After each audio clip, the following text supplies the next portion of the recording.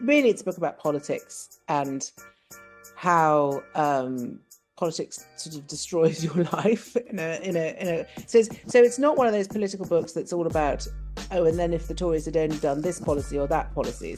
It's really not about politics. It's about the people and the relationships and how the sort of pursuit of power, the impact of politics on those very basic interpersonal relationships, was quite significant. I mean, I was quite lucky. I had my job, which I sort of clung to, and which was very good. But I think everybody felt very lost and confused. I think everybody is flawed and messed up in some way, aren't they? There's no, and also, and it's, we all have, well, I certainly have versions of myself that I present to the world, which are like kind of avatars. Yeah. So there's the Sarah Vine avatar who works for the Daily Mail, who is me completely, but she's just a much tougher version of me. She's someone who's a bit more kind of robust. In my personal life, I'm not like that at all.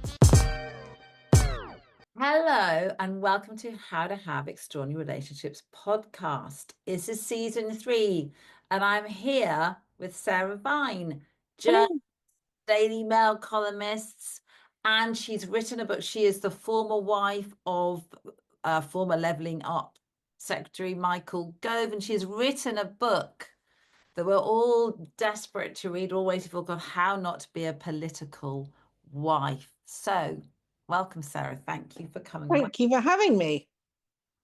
So let's start with the book, because obviously that's out. It's going to be out in June. What date is it coming out, just to make sure everyone's June the 19th. June the 19th. So tell us about the book, how it came about, and a little idea of what's in it. Well, everyone kept saying to me, your life is such a car crash, you should really write a book.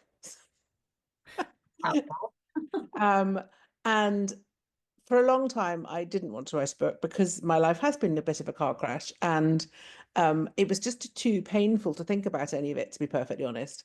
And also, I'm one of those people who, I suppose, you probably come across a lot of these, but when difficult things happen, I tend to sort of just shut them out and just try not to think about them and try to just carry on, keep going, keep buggering on. But I don't know, somewhat towards the end of last year, I actually no, a bit sooner than that, last summer, really. I mean, I had been making notes for a while, I had a few thoughts and this, that, and the other. And then I just thought, oh, sod it, I'm just going to write it. I'd always wanted to write a book about my mad family, because they are quite mad and quite entertainingly mad. And then so I'd always wanted to write a memoir, and I had this idea that I would call it The Naked Car Chase, because that was that's one of the defining moments of my childhood. I want to hear about that in a minute, but carry on. Yeah. And I also just thought it's a great title for a book. The Naked Car Chase, what is that? But then I thought, well, if I write a memoir, is anyone going to be interested? Probably not. Unless of course you make it funny enough or interesting enough, in which case, but there's always that sort of self-doubt of, you're standing there in the middle of a bookshop and it's just tumbleweed because like no one cares. And then I thought, well, there's Michael. I think the real turning point for me was Michael, my ex, with whom I get on very well, decided to stand down from politics completely. So while he was a cabinet minister, I really didn't feel that I could write about any of this stuff, because being a cabinet minister just puts you in a different type of space and it just makes you a target. So I thought, well, he stood down now, so I can tell the truth. Finally I can sort of, I could say, it doesn't really matter anymore because he's not in politics. So I thought, well, let's do that then. And I just thought it'd be quite cathartic. And also the book is about me. It is a memoir that my childhood is in there. The Naked Car Chase is in there, but it's also about really it's a book about politics and how politics sort of destroys your life so it's not one of those political books that's all about, oh, and then if the Tories had only done this policy or that policy. It's really not about politics. It's about the people and the relationships and how the sort of pursuit of power tarnishes all of that and just changes everything. I'd love to hear more about that. How do you feel the pursuit of power does tarnish things? Because obviously you've had, I mean, a ring size, you were right in the middle of it. I mean, we'll go, Yeah. but it's right in the middle, right in the middle of Brexit. Yeah. I mean, you've really seen a lot of that Yeah. first. Yeah. So I think that's the thing. So you go, I mean, I always say being in politics is a bit like having a baby. You can read all the books about it and people can tell you what it's like, but until you actually do it, you don't really appreciate the full horror of what you're going to go through.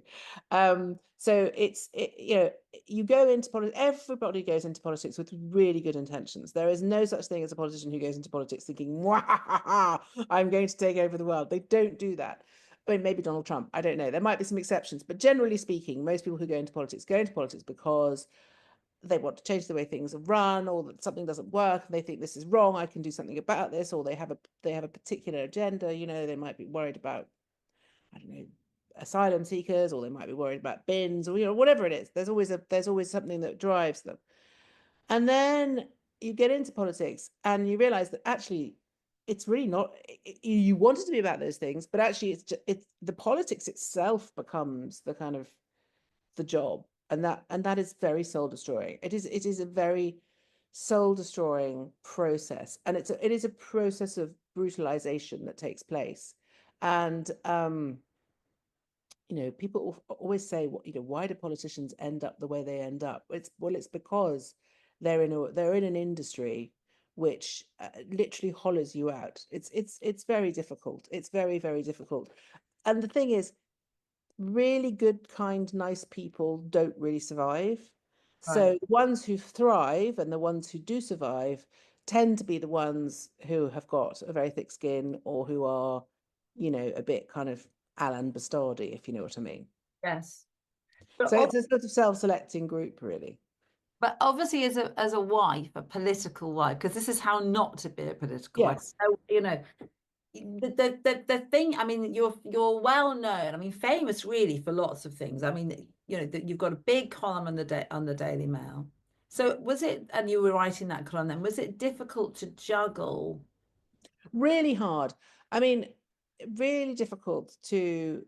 I mean, politics and journalism don't mix at all. They're like oil and water.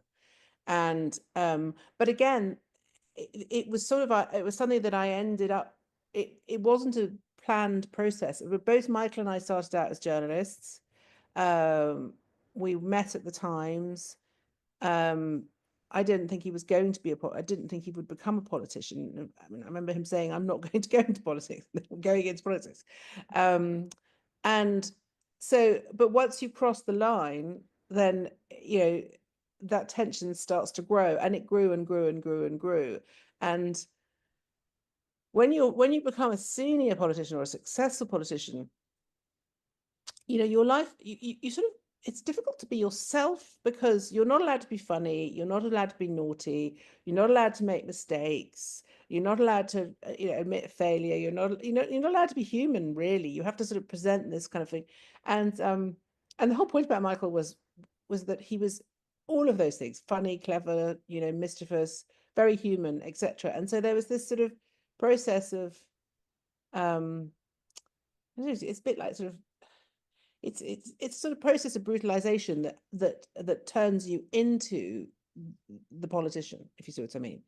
And so whereas I was on the other side of the fence, and I was all, I started writing. I mean, I started in journalism as a sub editor and did that for a long time. Then I was an editor and I commissioned people.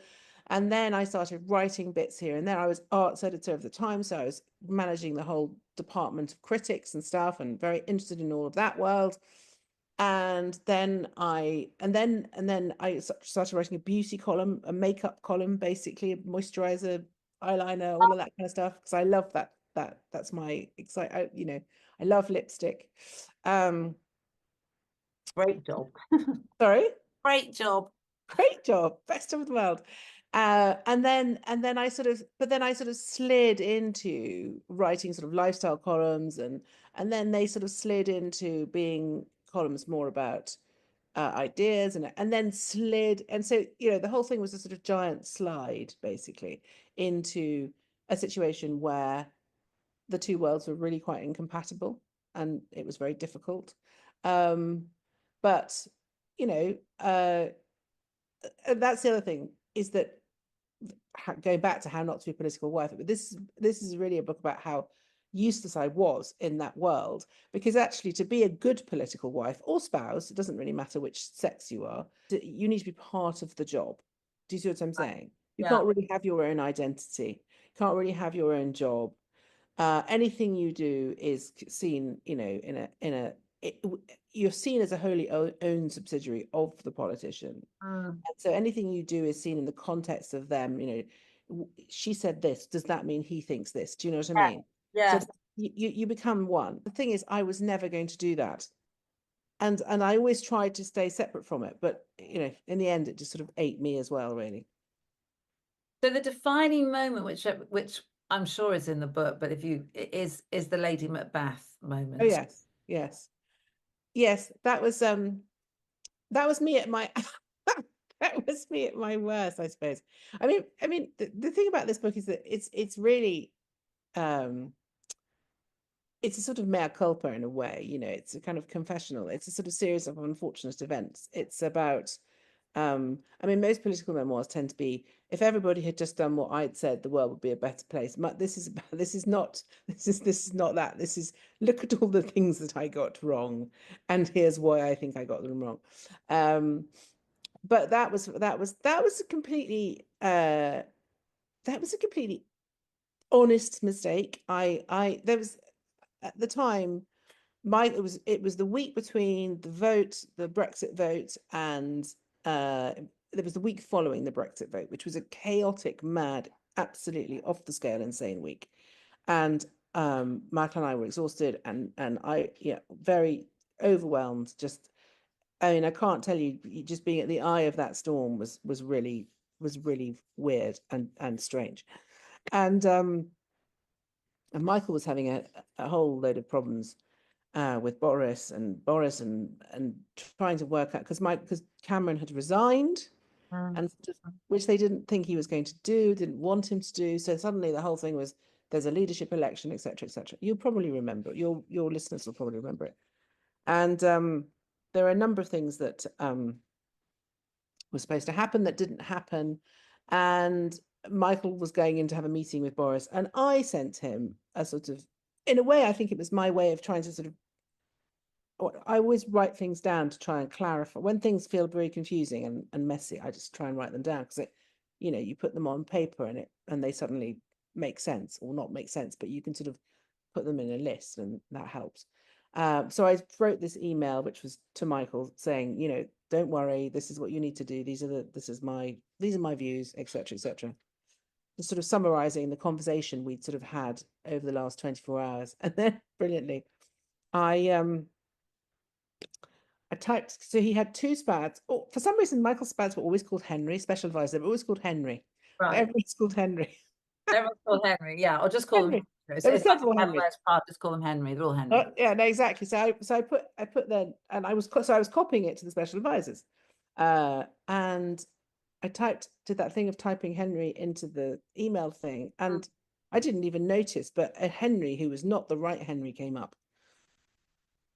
Anyway, it turned out that Henry was not a friendly Henry, and so then he leaked the email to the press, which was very awful and embarrassing. And then I was labelled, obviously, because any woman who has an opinion, or who tries to you know, have a conversation with her husband that isn't, you know, how many sugars would you like in your tea, would you like me to wash your socks, is of course Lady Macbeth. So I was labelled Lady Macbeth, which was quite annoying for my children, because then when my daughter went on to actually do Macbeth at O level, or GCSE, as they call them these days, her teacher actually said to her, well, Lady Macbeth, now Beatrice, you'll know all about that because your mother is Lady Macbeth.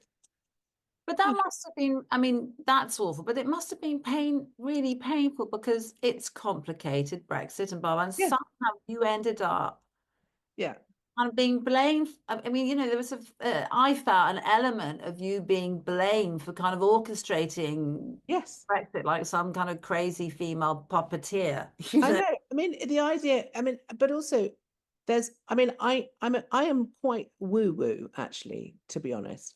And there is something about having that amount of bad energy thrown at you. Yeah, And awful. that amount, because, you know, I mean, I didn't want the referendum. I said a million times, don't do this. And then I spent quite a lot of time persuading Michael to try and put his sort of, you know, Brexiteer, you know, to consider. My parents live abroad. My brother lives in Madrid. I grew up in Italy and France. I speak 3 languages. You know, my whole family are in Europe. It's a nightmare, actually, for me, Brexit, because, you know, it is problematic. And but, you know, I sort of understood the arguments and all of that kind of stuff, but it was just the idea that I was somehow the sort of puppeteer, as you say, behind any of this was just complete. And you know, the strength of feeling that Brexit created. You know, Yes. there were lots of very angry people who are actually still very angry about it. And, you know, even to this day, I get people shouting at me on the internet about it. And I just think that that amount of negative feeling directed at one person is bound to cause problems, just on a kind of, I don't know, universal level. You know, and it did.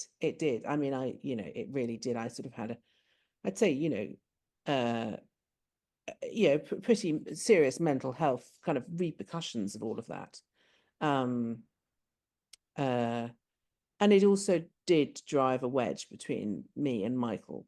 You know, it made things very, very difficult because, well, obviously, I don't really need to explain why, I don't think.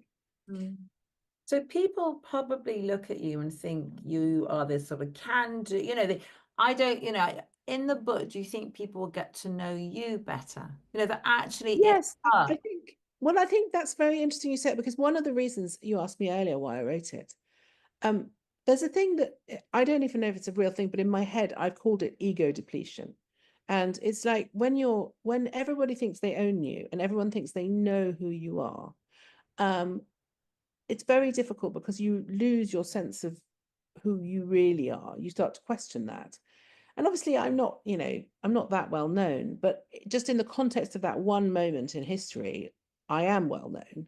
And it's a very, very negative kind of space I occupy. And I think I just wanted to have the opportunity to sort of have a conversation with a reader and just say, this is really who I am, in a way to sort of, I mean, to coin a phrase, to take back control a little bit of my own persona. Not, you know, for my own sake, really, just to write it all down, to remind myself of the person I really am, and, you know, the person Michael really is, and to try and put it all into context, and also all the characters in the book, you know, people like Samantha Cameron, David Cameron, who are great friends of ours, who's those relationships, you know, that I lost all of my friendship group because of Brexit. Most of it, you know, certainly the ones who were most uh, who I was spent most time with, you know, there have been a few who have been very nice and kind and who have been very supportive, but generally, you know, that whole, you know, woke up one day and basically I was in Siberia, and that was really difficult for me because you know, uh it was a close knit group, and it was my life, and then suddenly it wasn't there anymore. And That's difficult. how did you know it wasn't there? Did they just block you or you But just yeah, there was just no there was, you know, it was made very clear. Everybody was like, it was like, this person is not okay anymore, you know. I mean, you know, it, and I understand why. I get it, but it was just on an internal level, it was quite difficult and quite lonely. And you know, like for the kids who'd sort of grown up with their kids, suddenly they weren't friends anymore, and that was weird and stuff, you know. And it was just like I said, the impact of politics on sort of those very basic interpersonal relationships, you know, was quite significant. I mean, I was quite lucky. I had my job, which I sort of clung to, and which was very good. But I think everybody felt very lost and confused. Well, I did anyway. Yes, I'm sure you did. It must have been really difficult to. And then you've got to, I mean, work, I think, can carry us through, but in work, you're also, I mean, I guess you're paid to have opinions. Yes. Yes, I mean, I did want to crawl under a rock, but the problem is my job is not crawling under a rock. Oh. My job is standing on the rock and waving a flag. So but maybe in a way that was good because it meant I had to keep going. I mean, there was never a moment when I could stop. I think if I'd stopped, I do think that work, and particularly my line of work, can be very good in a moment of crisis because you can just collapse in on yourself, can't you? Is there ever I mean, so lots of people have lots of opinions about you who've never met you, not just about that, but from your columns.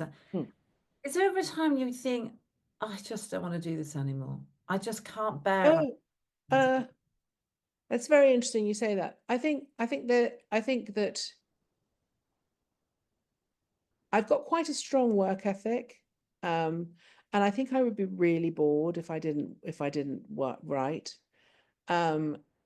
But there are some areas that I do think, oh, you know, I don't, for example, things like I don't really have an opinion about sort of celebrities and stuff like that. I don't really care about celebrities having affairs with other celebrities. It's up to them what they do. You know, I'm not that sort of, but I do, I think because I spent so long in politics, I was never very political before, but now I really do have opinions about politics because I understand the mechanisms behind politics. So I understand what's going on, and I understand, and I think, you know, it's difficult for me not to talk about that.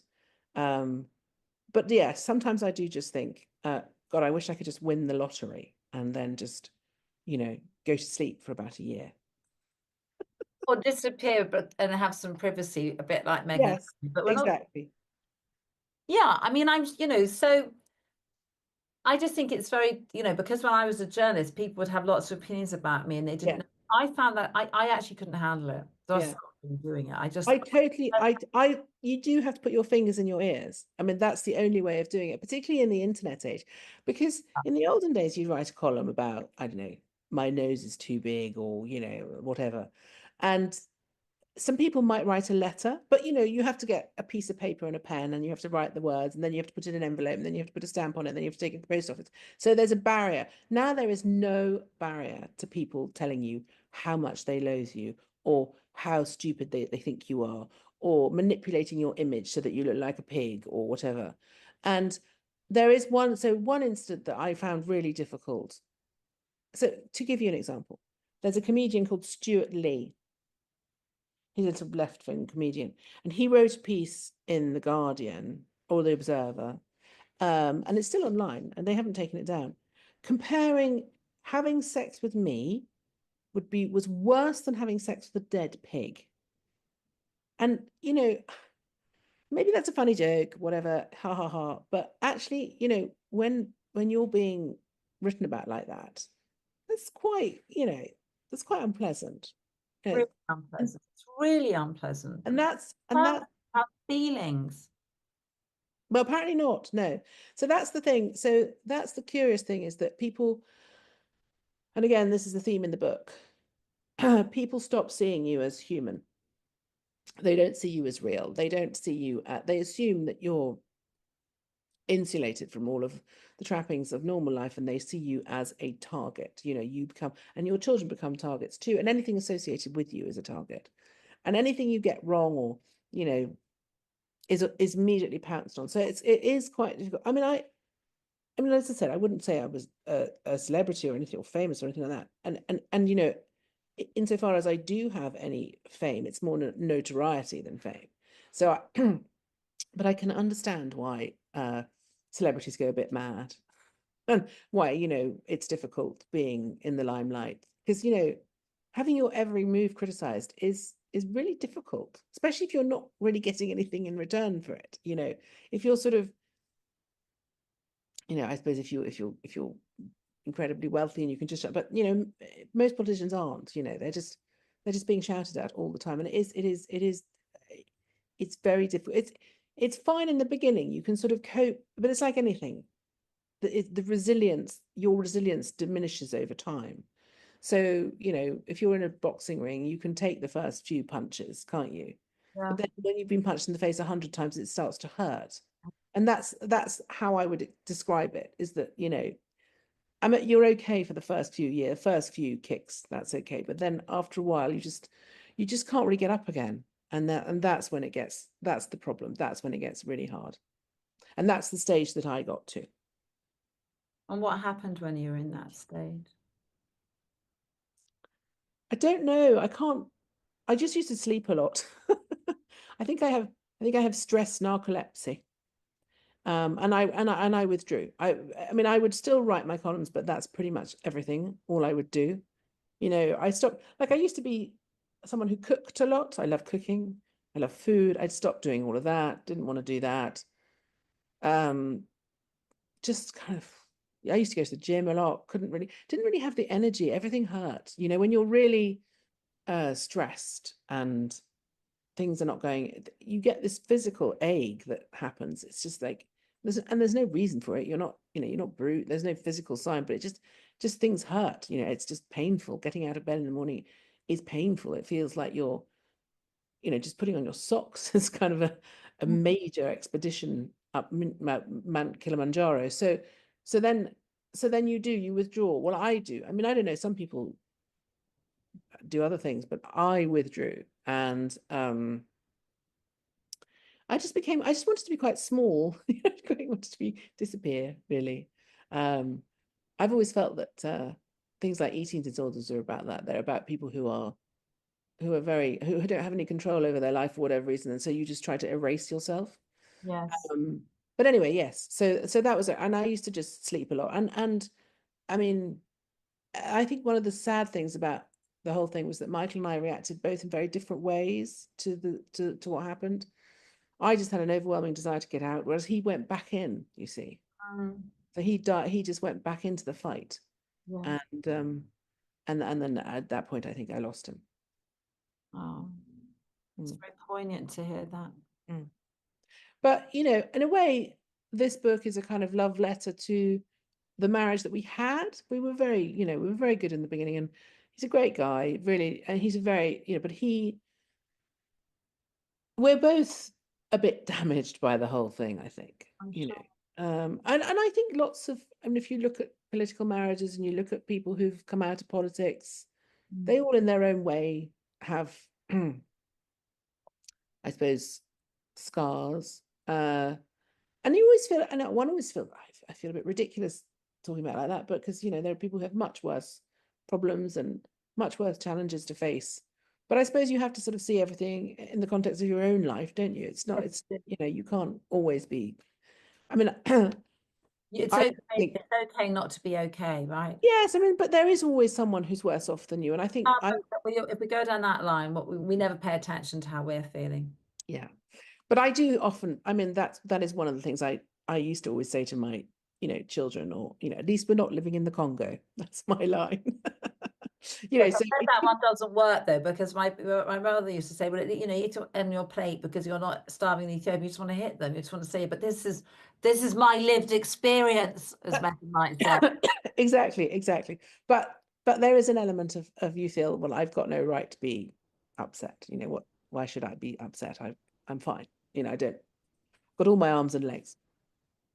But it's hard. I mean, you know, it is what it is, and you feel the way you feel about these things. So you said at the beginning that you put things in boxes, that one of your coping strategies is that you sort of go, okay, you go in that box and let's just seal that box and put it over there. Yes. At some point that strategy stops working. It does, yeah, because you have a lot of boxes. Too many boxes. It's like your room is full of boxes and you can't move for boxes. They'll start jiggling. It's like they all start. Yes. Yes. So that's the thing. So this book is actually unpacking a lot of those boxes. That's what it is, really. And so it's saying things that I want to say that were in a box, and now I've taken them out of the box and I've put them in the book. Yeah. The book is the box. So you start, I mean, you said a lot of your childhood's in the book, and there's Yes. naked driving. I mean, just give us a little snapshot of your childhood. Well, my parents, I mean, I think, one of the reasons I went with the editor that I went with the book was because she understood that to understand me, you've got to understand my childhood and my parents and who they are and who they were. And we lived a really crazy kind of life. My parents had me very young, very, very young, when they were like 20. And they emigrated to Italy when I was about 5. So I grew up in Italy, basically as an Italian. And my parents were so young, and they didn't have any money. They were just crazy, and they were very hedonistic would be the word I would use. Just they were kind of golden. They were both really attractive, and they they were. It was Italy. It was the 70s. Lovely weather, lots of wine. Life was inexpensive and fun, and back in Britain, everybody was doing power cuts and 3-day weeks, and they were living the dolce vita.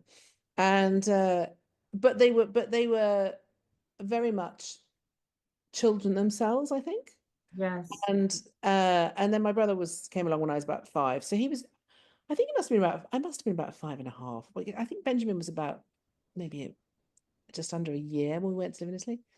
And I remember going, it's very funny, when you're a child, you get these things. I remember landing at the airport in Rome and being really confused because I'd been reading about the Romans, obviously in my children's Roman history book, and I was like, why are they not wearing togas? Where are the lions? I don't understand. Why are they all wearing Like military normal uniform? clothes. Yeah. But yeah, why are they normal? I genuinely thought we were going back to Roman times. That took me a while to adjust to. But my parents were my father is a very difficult man, was a very difficult man, is a very difficult man. And it was a peripatetic childhood, and at times, quite difficult, and uh, very unstable, I'd say. Um, and so there's lots of that in the book. There's lots of why I was, I don't know. I think he really undermined my confidence at a very young age. He was quite cruel, and especially he's very, very incredibly clever, my dad, and brilliant brilliant at spotting weaknesses in people. And he himself was quite kind of brilliant. His father, so both my parents were born in 46, so they're absolute boomers. They're the kind of returning from war generation. And so his father came out from the war, then my father was born, and so he was really pushed by my grandfather. So he played tennis, he played the violin, he was a chess player. All of these things. He went to grammar school, which no one had ever done before. He then went to university, which no one had ever done before. So he was the sort of golden child in a way. But I think his father was quite cruel to him. And he sort of, I don't know, he took it all out on me in a way, and I think he was very damaged for whatever reasons. And I think, and I became the target for his sort of rage. And he drank an awful, prodigious drinking. And the consequences of prodigious drinking are general chaos and sort of mad behavior. And I think he made me very, very, very insecure about who I was, and I always felt very undermined by him because I was never good enough. I was literally, nothing I ever did was good enough. I wasn't pretty enough. I wasn't thin enough. I wasn't clever enough. I was a sort of embarrassment to him. He resented my existence, I think, because, he felt that I took my mother's attention away. He did the same to my brother also. So I felt that all needed to be in there because I think all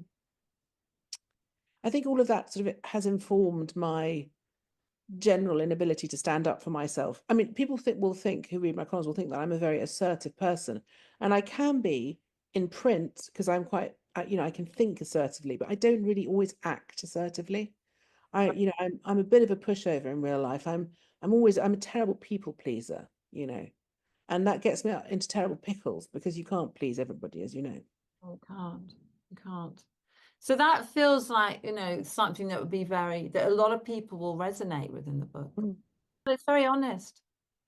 Yeah, I think people. I don't know. I think everybody is flawed and messed up in some way, aren't they? There's no, Yeah. and also, um, and it's, we all have. Well, I certainly have versions of myself that I present to the world, which are like kind of avatars. Yeah. So there's the Sarah Vine avatar who works for the Daily Mail, who is me completely, but she's just a much tougher version of me. She's someone who's a bit more kind of robust. In my personal life, I'm not like that at all. In fact, I'm a bit of a pushover a lot of the time because I'm always so desperate to make everybody happy. Maybe because of those experiences of never being able to make my father happy, losing all my friends, being sort of blamed for things that I didn't really do. I have this kind of, I'm trying always to sort of prove to people that I'm not this evil witch. Does that make sense? Yeah. Yeah. You're not an evil witch. No, but yeah. So I think I feel, yeah, but I think people think I am, and I think, and again, going back to the sort of woo-woo thing, I think that's bad energy to have around you. Yeah, you don't want that bad energy. Yeah. So I think part of the book is a little bit about trying to clear the air for me, because I need to move forward in my life. So this is a sort of pause, underline. That's that. It's like I said, it's all a box. Well, you're opening the box now. There's a whole Pandora's box is going to be well and truly open. Yeah. I know you've got a very close relationship with your children, and you've told me that they read the book. Am I right in thinking that? Yes, they have. Yes. So I imagine it's important for you that the people you're close to have read it and they're okay with it. Do you Yes, they are. They are. The only person who hasn't read it is my father. Okay. And he will read it, and it will, but this is a conversation that I need to have with him, but I can only have it via the book. Yeah. And I don't think it'll be easy for him to read, but again, he needs to hear it. Well, maybe he doesn't need to hear it, but I need to say it. Yeah, you need to say it. Yeah. And he's not terribly well now, and I don't want to do him any harm, and all of those things, but I want him to, I do want to say those. I want him to know those things. I want him to know them. It's not about punishing him. It's just really about being honest about, with you look at, so many people, so many family relationships, especially parents and children, they never say what the person dies before they get to have the conversation. Yeah. And I do want to have the conversation with him. And Yeah. if, and if that, and I've tried to have the conversation with him, and he doesn't want to have the conversation. So now I'm going to put it in a book, and then he's going to have the conversation. Yeah. So because I need to sort of, no, the thing is, one of the things that I have discovered in life is that if you're very conflict averse like me, which I am, because my father was very aggressive towards me and used to shout at me an awful lot, and it used to frighten me, and as a result, I am very conflict averse in my private life. So when people do things that are unacceptable, I will often just accept them. I'll just suck them up. And I think a lot about what happened in the run-up to Brexit, during Brexit and afterwards. And I think a lot of the time, if I had been more assertive and less conflict averse, I might have been able to make things better. Do you see what I mean? So I sort of blame myself a lot for the fact that I was just a bit I tried, but I didn't push hard enough. And if I'd pushed harder, I think things would have been better. And so avoiding arguments in relationships, I've discovered, is a really bad thing to do. Yeah, very bad. And it's very destructive, because what happens is that the problem just gets worse, and it just gets bigger, and it just gets worse and bigger. And then you can never deal with it, because it's just such a giant, chewy mass of awfulness. And then then you just have to walk away, because that's that. There's no coming back from it. You literally can't deal with it. It's like when your hair gets so matted, you have to just cut it off. Do you know what I mean? Yeah. So when I meet couples and they say, oh, we never argue, huge alarm bells ring. Red flag, yeah. Wow, because you can't get through life without conflict. No. So that's why I always say, it's fine to disagree with somebody. Yeah. You can do it in a polite and civilized way, but you must feel that you can disagree. And so when I talk about my father, I think I need to have this conversation with him. I know we will disagree, but that's fine. And hopefully we can find a way forward before it's too late, because he's getting on now. And there were lots of things I didn't say, or there were lots of I think there were lots of things that I didn't speak to my grandparents about, which I wish I had done. I was too nervous to do it. Like particularly about my grandfather on my mother's side and his role in the war and what happened to him. These things need to be said, and they need to be dealt with. So that's what this book is. It's a kind of attempt to have those conversations. And it's not just my father, it's people who I think, haven't behaved terribly well. They just been honest about that. I don't hate them or anything, but they just didn't behave very well towards me. And so I've said it, because most people don't say it, do they? Because they're too worried that, they'll get. They don't say it, then they sit on it, and then they get ill. It just percolates in our body, and it's like bilious. It's like it's a sort of form of mental toxicity, isn't it? I mean, people talk all the time about, oh, you've got to detox, you've got to not have but you have to detox your mind as well, because all that poison it's not good sitting there in your brain or in your psyche or in your head. It doesn't do you any favors. So the book's coming out. People can get it in bookshops and Amazon. Yes. You're going to go on book tours, so there's lots of places people come and see you. So I'm doing Henley with you. Henley with me, which I'm so excited about. Are you sitting there going, oh my God, this is going to cause ructions? Or have you put on your, armor and gone, well, it's too late now, so I'm going to go. It is a bit scary. Yes, it is a little bit scary. Yes, I feel, but it is too late. So, and it's going to be good for me personally, in terms of my own personal development. It's going to be a good process. What will be the good bit of it, do you think? What's the hope? I think the hope is that for me, it will finally force me to confront the realities of what happened in my life. And, instead of just packing them away and not looking, I will have to answer questions. I think it will be like a sort of form of, it'll be a challenge, but it'll be a good challenge. I mean, it'll be my equivalent of running a marathon. I could never run a marathon because I can't run, but it'll be my equivalent. How people do things like that because they want to feel they've achieved something. This is my thing that I'm doing because I would like to feel that I've achieved something. I think that's a very good point to end. I think it's amazing that you've done this. Thank you. I really do. And I think to being so honest in this episode, I really appreciate that. Well, that's what it's all about, really, isn't it?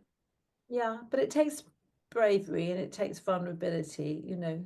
And obviously I hope a lot of people go and buy the book and Well, connect. they're just, it might just make them see the world slightly differently, which I think is always a useful and nice thing, isn't it? Yeah. Yeah. You Thank know, it's a very easy read. Yeah, I'm sure it's going to be great. Lots summer holidays. The people who've read it for me, and there are two great friends who've read it for me, and they both say it took them about an afternoon, which is what you want. Yeah. It's not a big ponderous book, but it does have a lot of, yeah, I think it's, hopefully it'll be interesting. Thank you. Thank you.